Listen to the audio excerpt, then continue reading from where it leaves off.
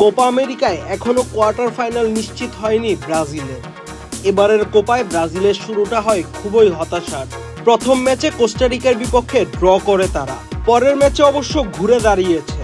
প্যারাগুয়েকে হারিয়ে হতাশা কমালেও কোয়ার্টার ফাইনালে ওঠার লড়াইয়ে তাদের বাধা অপ্রতিরোধ্য কলম্বিয়া।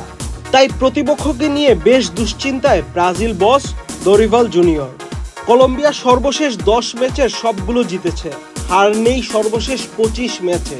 প্রথম 2 ম্যাচে অনায়াসে জয় তুলে পুরো 6 পয়েন্ট নিয়ে টেবিলের ডি গ্রুপের শীর্ষে আছে তারা।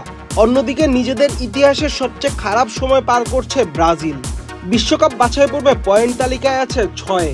দরিভালের অধীনে 6 ম্যাচে 3 জয়ের বিপরীতে আছে 3টি ড্র। এবারের কোপা আমেরিকায় 4 পয়েন্ট নিয়ে পয়েন্ট টেবিলের 2-এ ব্রাজিল।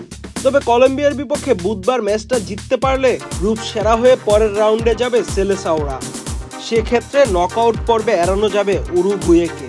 কলম্বিয়াকে হারানো সহজ হবে না, সে কথা স্বীকার করলেন ব্রাজিল কোচ দরিভালো। তাই গুরুত্বপূর্ণ লড়াইয়ে প্রতিপক্ষকে সমীহ করলেন তিনি। এখন জন্ম সনদ দিয়ে খোলো বিকাশ স্টুডেন্ট অ্যাকাউন্ট, নিজের বিকাশ নিজে কর। আমার মনে হয় সাম্প্রতিক সময়ে এটা কলম্বিয়ার সেরা প্রজন্মের ফুটবল দল। খেলোয়াড়রা বড় ক্লাবে খেলে, অনেকে আমাদের দেশেও খেলে। কলম্বিয়া খুব কৌতূহল উদ্দীপক দল। তারা 25 ম্যাচ ধরে অপরাজিত। এমন কিছু হুট করে আপনি অর্জন করতে পারবেন না, অনেক পরিশ্রম করা লাগে এজন্য। তবে ব্রাজিলের সেরাটা দেওয়ার সুযোগ আছে বলেছেন কোচ। কোনো সন্দেহ নেই, আমরা কঠিন প্রতিপক্ষের সাথে লড়াই করতে যাচ্ছি।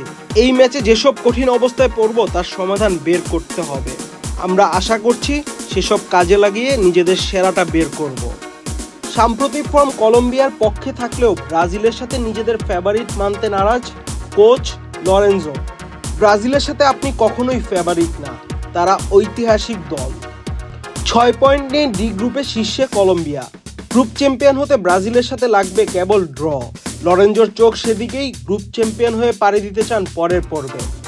আমাদের মূল অগ্রাধিকার হচ্ছে গ্রুপ সেরা হওয়া। দল তাদের সেরাটা দিয়েই লড়বে গ্রুপ সেরা হওয়ার জন্য। আহমেদ শাফি, চ্যানেল আই।